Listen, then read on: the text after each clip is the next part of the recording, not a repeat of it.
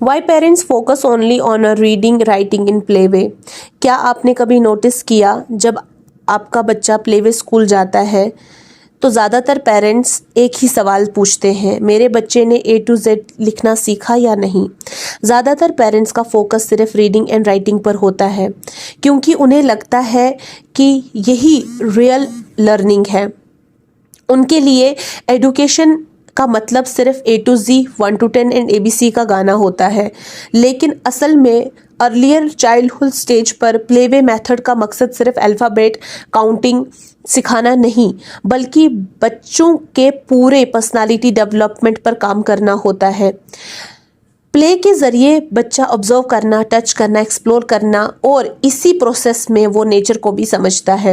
इस एज में यानी 0 to 6 ईयर्स में बच्चे के दिमाग की डेवलपमेंट 80% तक होती है और वो लिखने से ज़्यादा खेलने, सुनने और देखने से सीखता है।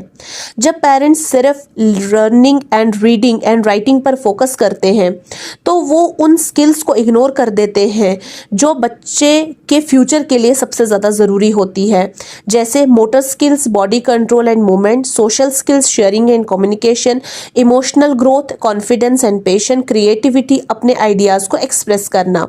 पेरेंट्स को समझना चाहिए कि play is not time pass, play is real learning.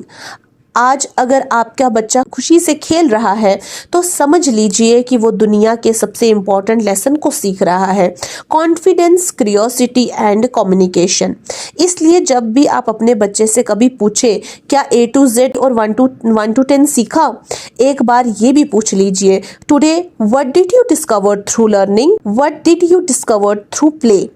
तब आप समझ लीजिएगा कि आपका बच्चा सच में सीख रहा है, जी रहा है और बदल रहा है।